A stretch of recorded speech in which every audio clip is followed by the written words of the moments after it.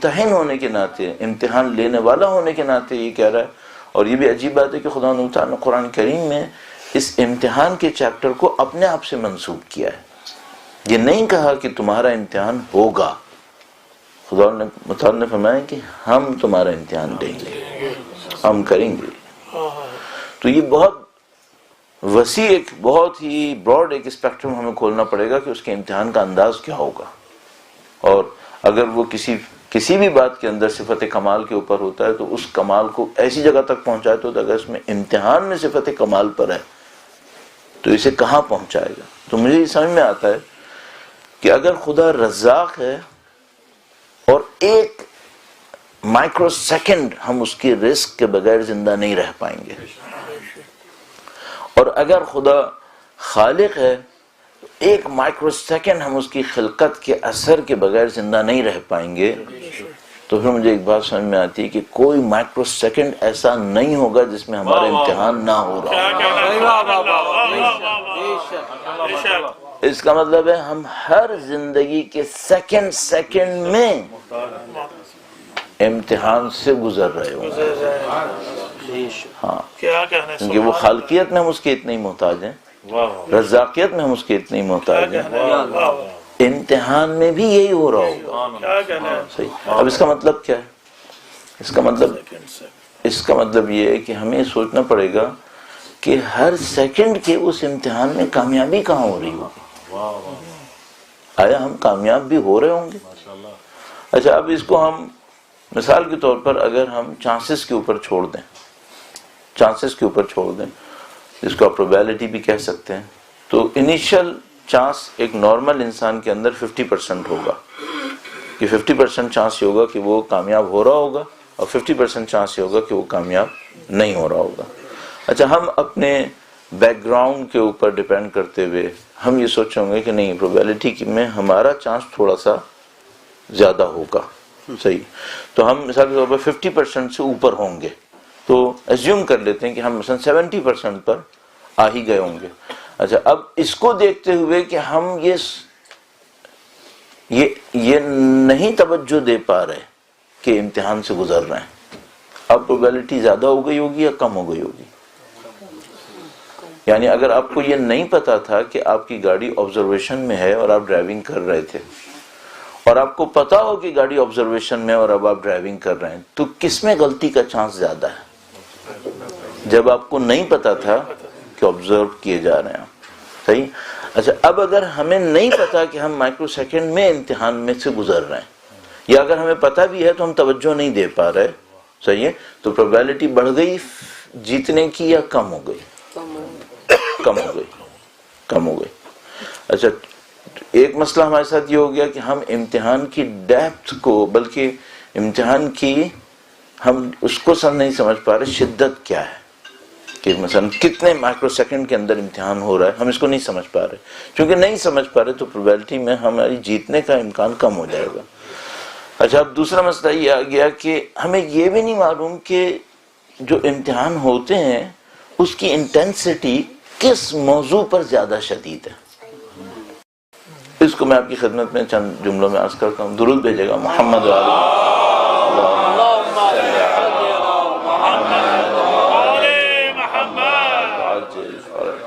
مثلا میں نے یہ سمجھا، اپنے لیے رکھ لیتا ہوں، لیکن میں نے سمجھا کہ میرا مجلس میں وقت پہ پہنچنا یہ ایک امتحان ہے، میرا مجلس میں خطبے کو شروع کرنا یہ ایک امتحان ہے، آیتوں کو صحیح پڑھنا یہ ایک امتحان ہے. جتنے بھی میں نے امتحان سمجھے ان کے اوپر میں نے اپنا کام کیا، اس کے اوپر اپنا ہوم ورک کیا اور اس کو صحیح کر لیا. اچھا، اگر میں نے یہ نہیں سمجھا کہ ان تمام امتحانات کے نمبر 20 تھے آؤٹ آف 100 اور 80 نیت پہ تھے،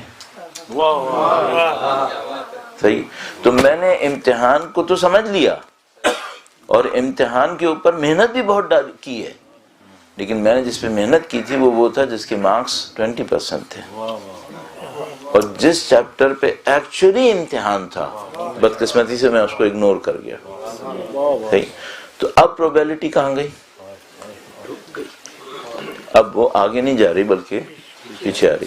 تو ہمارے پاس ایک پازیٹیو ہے، وہ یہ کہ ہمارا ایک بیک گراؤنڈ ہے، اور اس بیک گراؤنڈ میں ہماری فیملیز بھی شامل ہیں، ہمارا علم بھی شامل ہے، ہماری عبادتوں کا تجربہ بھی شامل ہے. لیکن ہمارے ساتھ دو بڑی پرابلمز ہیں. ایک تو یہ کہ ہم اس امتحان کے مستقل ہونے کو، ہر سیکنڈ میں ہونے کو یا نہیں سمجھ پائے یا بھلا بیٹھے، یا ہم نے نہیں جان بوجھ کے نہیں بھلایا، بہرحال غفلت میں آ گئے.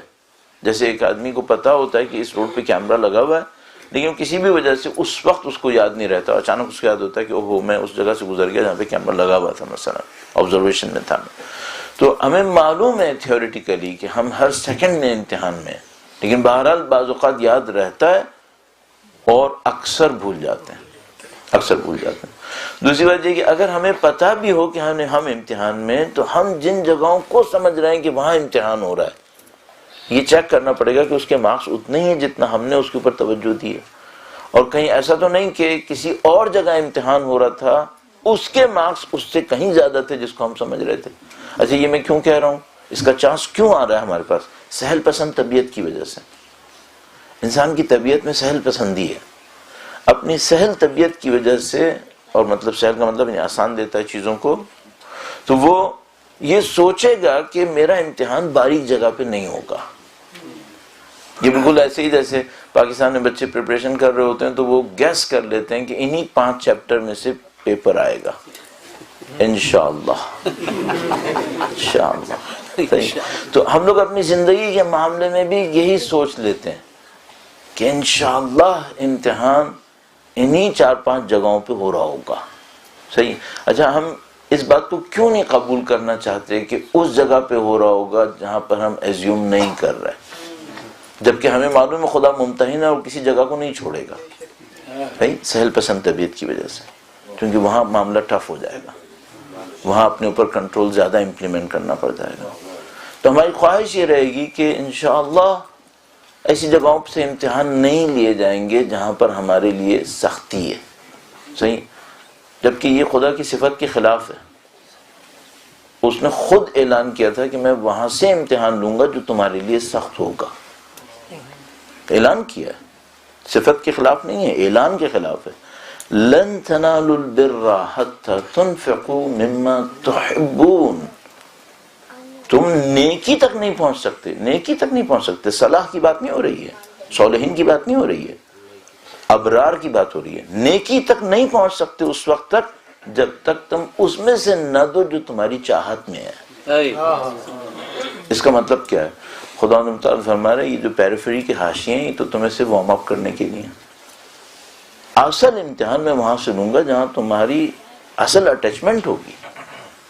اچھا میں یہ سمجھ رہا تھا کہ امتحان اس پر ہوگا کہ مثال کے طور پر میں نے خطبہ صحیح پڑھا یا نہیں پڑھا، کیونکہ وہ آسان کام ہے. آیتیں میں نے صحیح پڑھی یا نہیں پڑھی، وہ بھی آسان کام ہے، رٹ لینا ہے اس کے اندر. یہ مجھے نہیں احساس تھا کہ معاملہ اس کا ہوگا کہ میری اصل نیت جو ضمیر کے اندر ہے وہ کیا تھی. اور اس کے بعد ایک اور بات پہ امتحان ہو سکتا ہے. وہ کیا؟ وہ یہ کہ انعقاد مجالس کا لوگوں کو ہدایت دینے کے لیے تھا. ہدایت ہوئی یا نہیں ہوئی؟ اس پہ امتحان کیوں نہیں ہوگا؟ ہم سب کا ہوگا بھئی، میرا بھی ہوگا، آپ کا بھی ہوگا، منعقد کرنے والے سب کا ہوگا کہ بھئی اصل مجالس، اصل ذکر سید الشہداء کی ماہیت کیا ہے؟ سید الشہداء کی حقیقت اب جو نورانی ہے وہ تو ظاہر ہے کون جان سکتا ہے، اس کو تو ہم نہیں جان سکتے. اللہ کے نبی نے جو سید الشہداء کی حقیقت ہمارے لیے منکشف فرمائی، ان الحسین مصباح الہدا. پہلا ٹاپک ہدایت ہے، اور اس ہدایت کے رزلٹ میں نجات ہے. اس کا مطلب ہے سارا جو محور ہے وہ ہدایت ہے. تو اگر حسین مصباح الہدا ہے تو ذکر حسین کیا ہے؟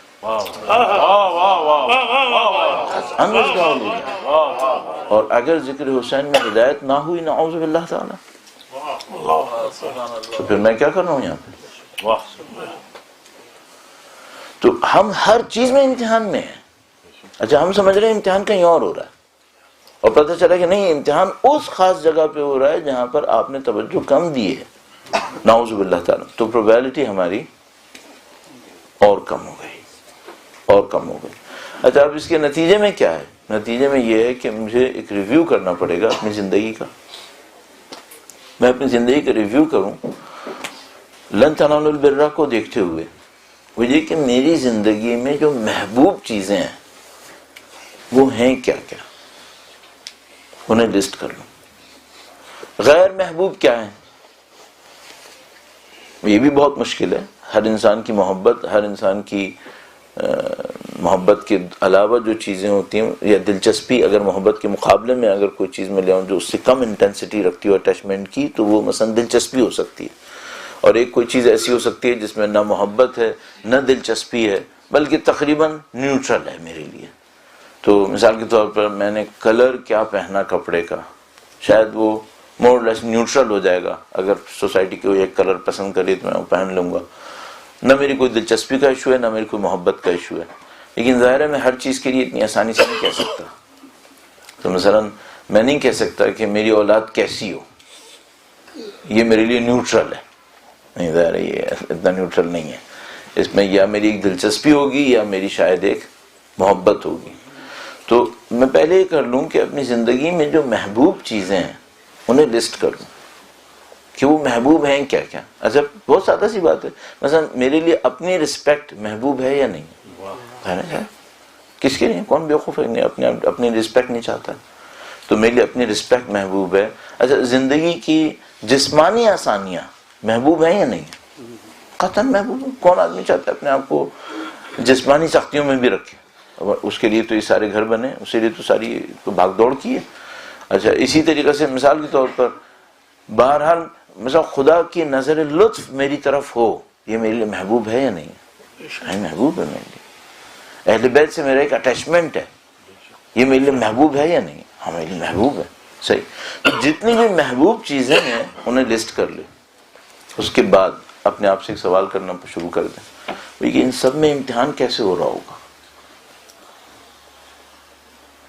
اچھا اگر کسی چیز میں یہ سمجھ میں آئے کہ نہیں اس کا سمجھ میں نہیں آ رہا کہ امتحان کیسے ہو رہا ہوگا، تو صرف اپنے آپ سے پوچھے کیا نہیں ہو رہا ہوگا؟ کیا یہ پاسبلٹی ہے کہ نہیں ہو رہا ہوگا؟ یہ پاسبلٹی نہیں ہے. وہ ممتحن مطلق ہے، وہ امتحان کے علاوہ نہیں چھوڑے گا.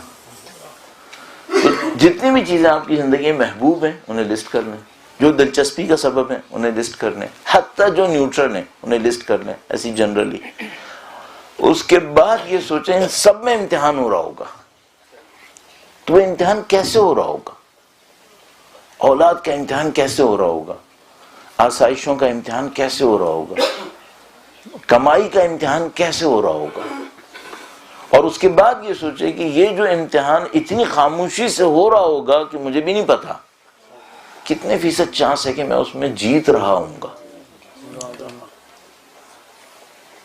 اگر کوئی شخص یہ کر لے تو مجھے لگتا ہے کہ شاید وہ خدا تعالیٰ کی ایک صفت کو اپنے اندر دیکھ پائے گا کہ خدا نے مجھے جب امتحان میں ڈالا تو وہ کیسے ڈالا. اور یہ مجھے سمجھ میں آتا ہے کہ اگر کوئی شخص یہ سمجھ رہا ہے کہ وقت کے آگے بڑھتے بڑھتے امتحان ہلکا ہوتا جائے گا، یہ تقریباً ناممکن ہے. ایسا بہت مشکل ہے، یعنی ناممکن ہے. میں کہہ چکا ہوں. کیوں ناممکن ہے؟ اس کی وجہ یہ ہے کہ شریعت کا جو اٹھان ہے وہ پیچیدگی کی طرف ہے. انسانی زندگی کا جو اٹھان ہے وہ پیچیدگی کی طرف ہے، کمپلیکیشن کی طرف ہے. یہ نہیں ہو سکتا کہ لائف کے سارے سیگمنٹس کمپلیکیشن کی طرف جا رہے ہوں اور امتحان سمپلسٹی کی طرف جا رہا ہوں. یہ نہیں ہو پائے گا. اس کا مطلب ہے امتحان بھی کمپلیکیشن کی طرف جا رہا ہوگا.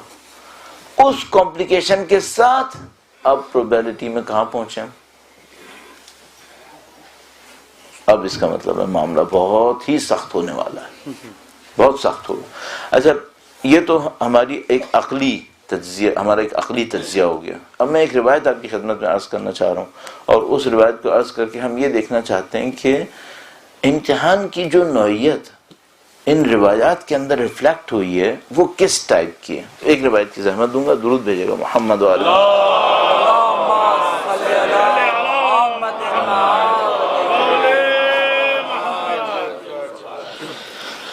ایک بار پھر درود بھیجے گا محمد